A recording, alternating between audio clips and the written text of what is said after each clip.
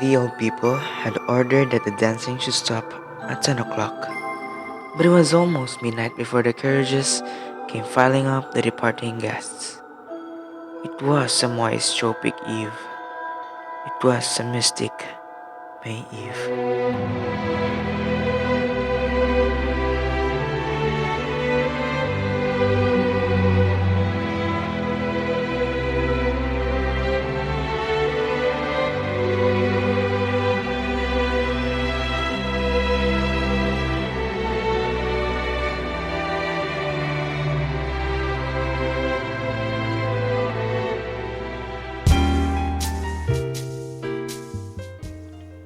While the girls who were staying were promptly herded upstairs to their bedrooms, the young men gathering around to wish them a good night and lamenting their ascent with mock signs and moaning, proclaiming themselves disconsolate, but straightway going off to finish the punch and the brandy, though they were quite drunk already, and simply bursting with wild spirits, merriment, arrogance, and audacity, for they were young bucks newly arrived from Europe.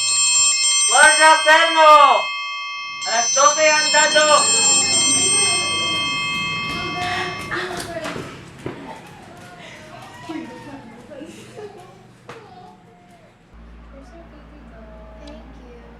And it was May again.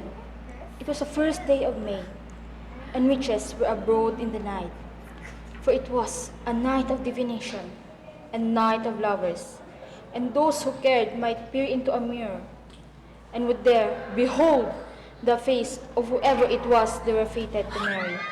Enough! Enough, Anastasia! We want to go sleep. Go scare the boys instead, you old witch. She is not a witch. She is a maga. She is a maga. She was born on Christmas Eve. Saint Anastasia, virgin and martyr. Huh? Impossible. She has conquered 7 husbands. Are you a virgin, Anastasia? No, but I am 7 times a martyr because of you girls. Let her prophesy. Whom will I marry, old gypsy? Come, tell me. You may learn in a mirror if you're not afraid. I am not afraid. I will go. Girls, we're making too much noise. My mother will hear and will come to pinch us all. Agida, lie down! And you, Anastasia, I command you to shut your mouth and go out. Your mother told me to stay here all night, my grand lady. And I will not lie down. Stay, old woman. Tell me what I have to do. Tell her! Tell her! First, you must take a candle and go into a room that is dark and that has a mirror in it. And you must be alone in that room. Go up to the mirror and close your eyes and shout, "Mirror, mirror, show to me him whose woman I will be." If all goes right, just above your left shoulder will appear the face of the man who you will marry. And if all does not go right? Then the Lord have mercy on you, Why? because you may see the devil. But what nonsense! This is the year 1847. There are no devil anymore. But where could I go? Yes, I know. Down to the sala. It has the big mirror and no one is there now. No, Agida, no! It's a mortal sin. You will see the devil. I do not care. I am not afraid. I will go. Oh, you wicked girl! Oh, you mad girl! If you do not come to bed, Agida, I will call my mother. And if you do, I will tell her who came to visit you at the convent last March. Come, old woman, give me the candle.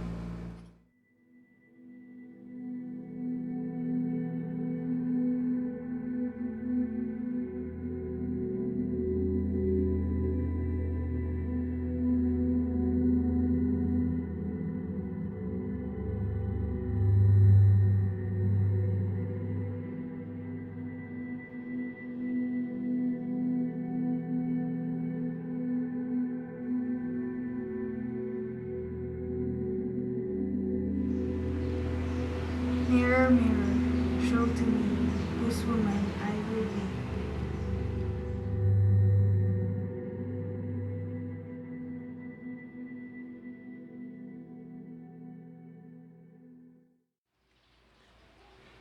And what did you see, Mama?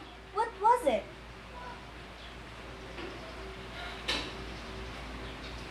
And what did you see? Please go on. What was it?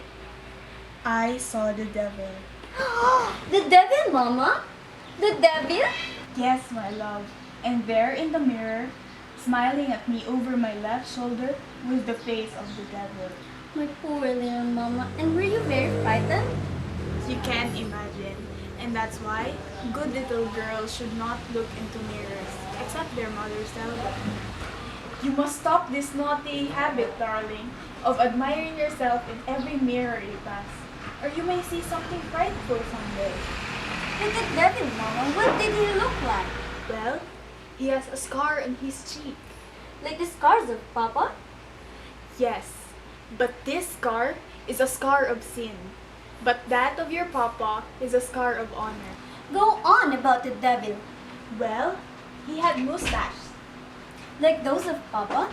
Oh no, this of your papa are dirty and smell horribly like tobacco, while this on the devil are very black and elegant, very elegant. And did he speak to you, Mama? Yes, of course. Yes, he spoke to me.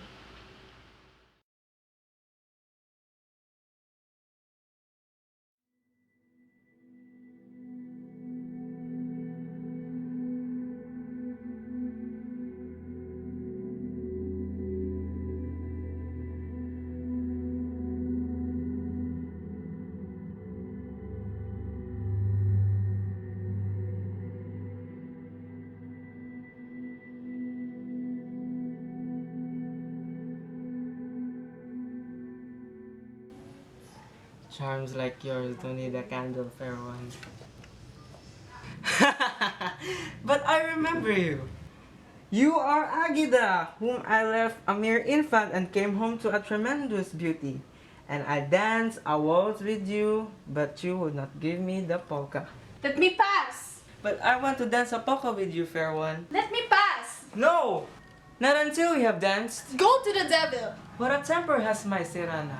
I am not your Serana. Who's then? Someone I know? Someone I offended grievously? Because you treat me? You treat all my friends like mortal enemies. Why not?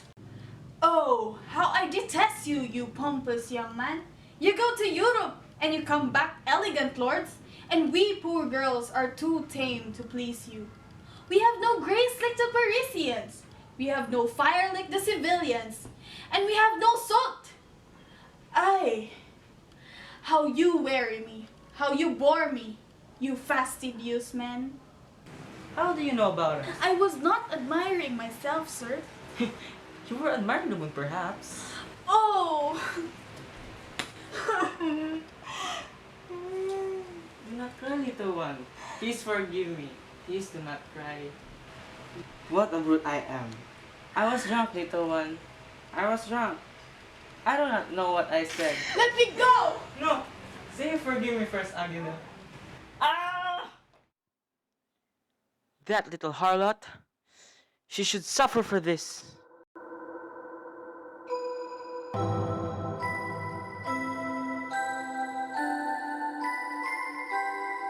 He remembered her bare shoulders, gold in her candlelight, and delicately furred.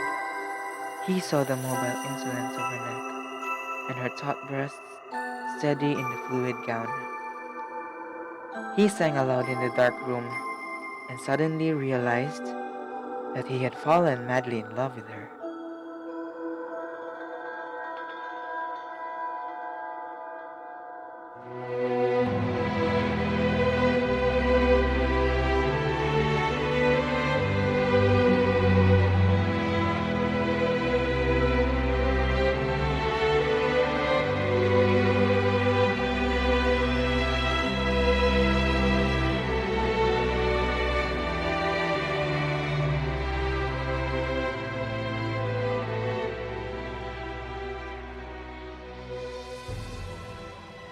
But alas, the heart forgets. The heart is distracted, and May time passes, summer lends, the storm breaks over the rod-type orchard, and the heart grows old. While the hours, the days, the months and the years pile up and pile up, till the mind becomes too crowded, too confused. Dust gathers in it. cobwebs multiply, the walls darken and fall into ruin and decay. The memory perished, and there came a time when Don Badoy Montilla walked home from May Day midnight without remembering, without even caring to remember.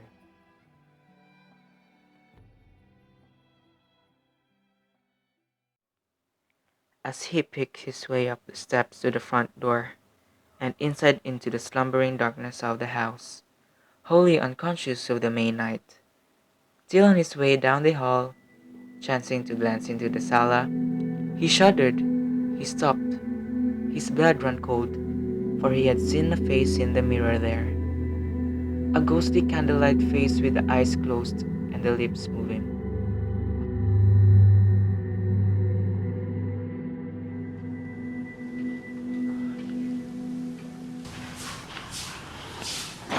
Oh, Grandpa, how you frightened me! So it was you, young bandit. What are you doing down here this hour? Nothing, Grandpa. I am only... Yes, you are the great senior only.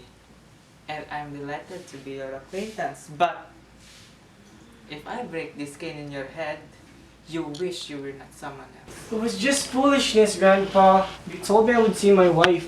Wife? What wife? Mine. The boys at school said I would see her if I look in the mirror tonight and said, "Mirror, mirror, show to me her whose lover I will be." Now, put your candle down, my son, and I will tell you something. So you want your wife already? You want to see her in advance? But so you know that these wicked games played by wicked boys are in danger of seeing horrors. Well, they did warn me I might see a witch instead. Exactly, a witch. So horrible that you may die of fright. She will torture you, she will bewitch you. Even more, will eat your whole body and drink your blood, even your heart. Oh, come now, Grandpa. This is the 1890. There are no witches anymore. Huh, young Voltaire. What if I told you that I've seen a witch myself? You? Where? Yes, of course, right in this very room. Land in that mirror. When, Grandpa? Not so long ago. When I was a bit older than you. Oh, I was a vain mess. Fellow and thought I was feeling very sick that night. And merely wanted to lie down somewhere and die. I could not pass that doorway, of course, without stopping and see the mirror, what I looked like when dying. But when I poked my head in what should I see in the mirror? But... The witch! Exactly. And then she bewitched you, Grandpa. She bewitched me. She tortured me. She ate my heart. She even drank my blood. Oh, my poor little Grandpa. Why have you never told me? And she very horrible? Horrible? God, no. She was the most beautiful creature I have ever seen. Her eyes are somewhat like yours. Her hair is like black waters. Her skin so soft. Oh, she's enchanting. But I should have known. I should have known even then how fatal and dark creature she was.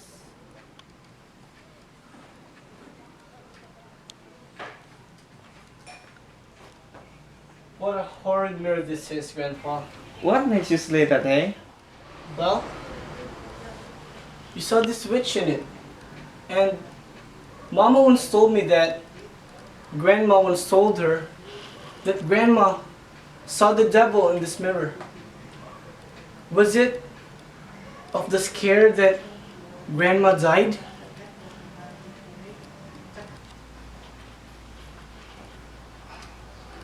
For a moment, he had forgotten that she was dead, that she had perished, the poor Ageda. Her broken body set free at last from the brutal pranks of the earth, from the trap of a May night, from the snare of summer, from the terrible silver nets of the moon. Nothing was left of the young girl who had flamed so vividly in a mirror, one wild May Day midnight long, long ago. He remembered how she had sobbed so piteously, remembering how she had beaten his head and fled, and how he had sung aloud in the dark room and surprised his heart in the instant of falling in love.